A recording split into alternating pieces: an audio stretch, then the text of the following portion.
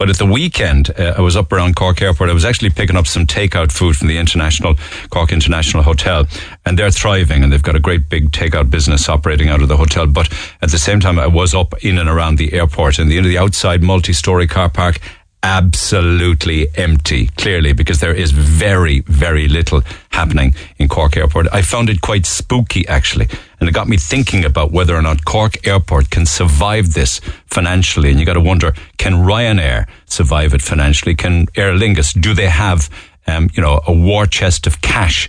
And then I was wondering, how many planes are actually flying? Where are we all with regards to refunds from Ryanair, Aer Lingus, EasyJet, and all of the other airlines? What's the story on, the green list? I think it's probably deleted of countries, or depleted of countries, certainly, by now. And I said we'd put a call into Eoghan Corry at Travel Extra, and he joins me by phone. Eoghan, good morning. Good morning. A lot of ground to cover. Where are we, incidentally, on the green list? Is that gone now? We'll work our way through most of those questions now, Neil, and as quickly as we can. The green list should be coming to an end this week.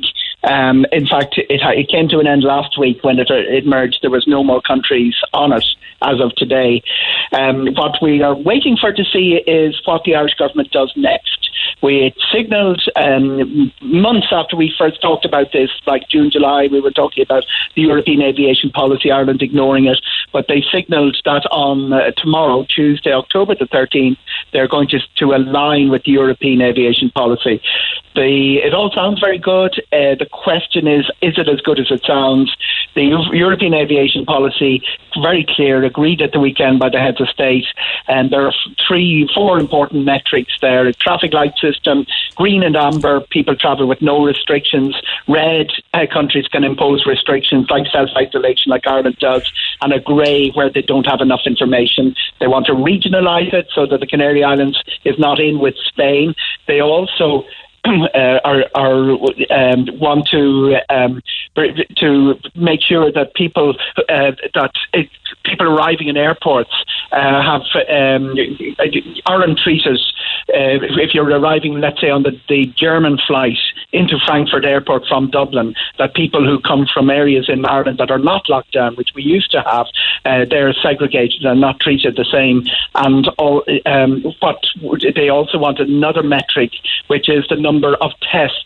If it's more than 4% positive, that's important because some countries are testing more than others. Luxembourg is a great example. They have a population of 700,000. They've done 900,000 tests because so many people from outlying areas work there. They rate very high in the 14-day incidence charts, and one of the reasons is that people suspect is they've done so many tests. So that's what we're expecting them to align with. It should open 8 or 9 countries. But what I fear is what Eamon Ryan said last Wednesday at an Oireachtas committee, that they'll only take one of the metrics, and they'll say they're aligned with Europe, align with a bit of it, and leave the rest. And what would that mean? 8 or 9 countries under what? You say a green list, a red list, a grey list? Okay. And the case rates, which some listeners have been following because they've really come into play in the last 6-7 weeks, were used in the green list. It's the cumulative incidence over the last 14 days. And each country, we would have had one of about 4, and that's gone to 110. So each country's seen those incidence rates go higher. And when the aviation policy of Europe was proposed, 25 would qualify you for green and 50 would qualify you for amber.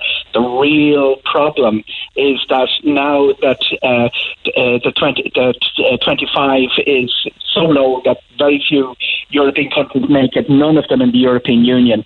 The lowest we can see is Cyprus, Norway, which is about 34.1 at the moment, and that would leave only countries like Norway, Cyprus, Finland, but crucially Germany under the 50 to 100.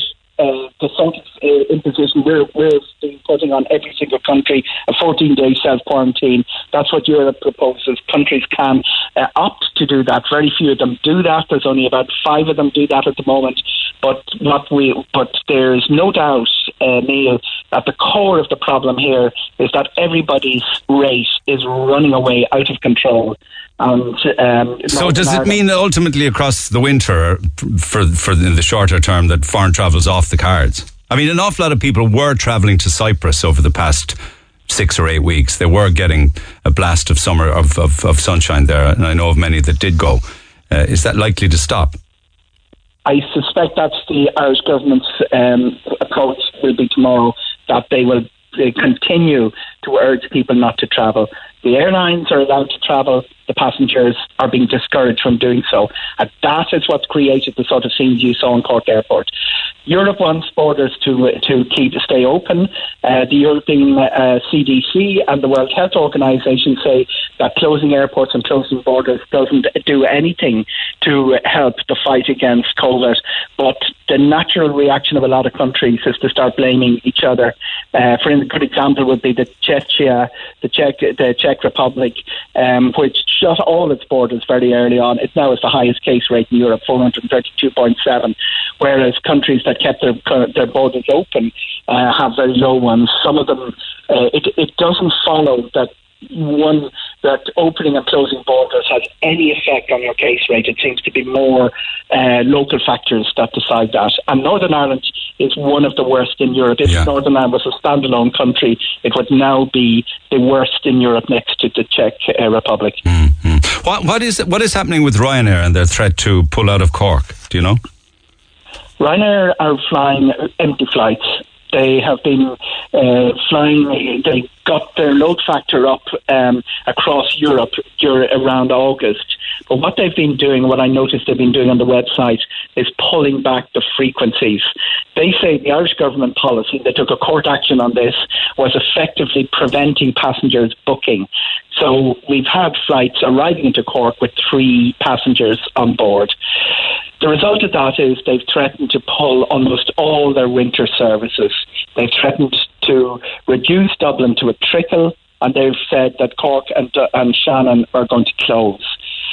That means that Ryanair is effectively the only customer in both those airports, and it means that the 2 airports really will be closed for the winter.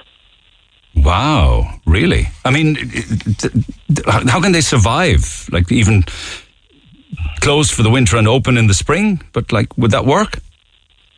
The March is a different game, and the Ryanair are making thunderous noises about we need a change in Irish government policy. We need to. No, but I'm saying, would Ryanair come back in the spring then, when things become buoyant again and we have a vaccine and people can start flying again? They would come back, wouldn't they? A business, if the business is there. But you think it could well be a possibility that Cork Airport would close for the winter soon? Very, very strong possibility. Now, Cork will have a couple of Aer Lingus services as well. Shannon will have a couple of Aer Lingus services as well. But Shannon's even more dependent on Ryanair. But without Ryanair, there are no flights in and out. And there would be no point in them remaining open for a couple of Aer Lingus flights.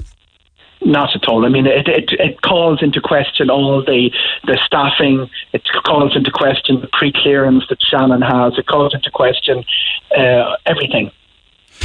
Wow, that's scary. And we don't have much time in this, Neil. October, end of October is when the winter schedules kick in.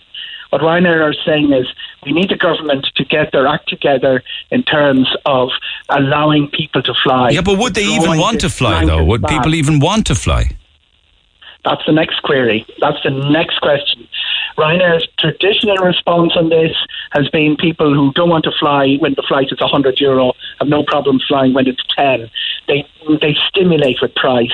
It worked a dream for them during the global financial recession. They grew when every other airline was shrinking, but there's much more at quest here. And what I see, Neil, and I've flown myself since coronavirus with the mask, gone through the airport, I've seen the airports managing, and I haven't been through Cork, but I gather they're managing this very exquisitely. Social distancing, security queues, everything done really, really well. On board, you're very safe, HEPA filters, all of that. But it's like taking the first flight again. It's like telling people you're 12 years of age and you've never been in an airplane, you're not sure to fly, or a nervous person that has never been on it. And it's like taking the first flight again for so many people that I don't think that just offering cheap fares, which Ryanair are doing at the moment. You can get to the Algarve for $14.99 this week from Cork. And is the price enough? I'm not sure it is. And how many people will be on that flight, do you think? Reassured. We've seen flights with 4 people. So why aren't people picking up on deals for return flights to the Algarve for under 50 quid? Why aren't they taking up on the deals like that? Fear? Because they have to. The government policy at the moment is if you go to Spain or Portugal, you have to self-isolate for 14 days. Fine for people who work for themselves, but also employers are enforcing it. Some of the big employers around Cork are saying you're unpaid isolation for 14 days, or you take it out of your holidays when you return. Yeah. It's too big for people to take. Yeah. And if you work for a state agency, it's even more problematic if you're a teacher. Okay, so it'll be interesting to see what happens with regards to the Irish government and this green list and the European initiative this week. And where are people then on refunds? Do you know? I mean, are they ploughing through the refunds, or are they still offering vouchers, or what, with regards to Ryanair and Aer Lingus? All of the above, ploughing through the refunds, and the Ryanair are saying almost everybody is refunded, but it's quite clear from what I'm hearing myself and getting contacted myself and social media that all people have not been refunded. There's another huge problem here, Neil. Ryanair have almost stopped paying refunds that went through intermediaries. They're complaining particularly about the big online guys like Love Holidays and Kayak and people like that. Yeah. But one of the people they did, but then they also did the same to Ireland's licensed and bonded travel agents. These are the guys who have been legitimately trading under government licence and have been paid money over to Ryanair on behalf of clients, and now the clients looking for it back, and Ryanair are really playing hard to get with. They're playing hardball with third-party bookings, you're saying? Absolutely, and they've made no distinction between the online guys who mark it up a bit and the legitimate Irish bonded travel agent who's already had a torrid summer. They've had no income and they've been paying out all summer. They're probably the most hammered of all the businesses that you can identify out of this COVID-19 mess, certainly in the aviation, travel and hospitality sector. Okay, listen, thanks for the update. We'll see what the week brings as always. Thanks, Eoghan. Appreciate it.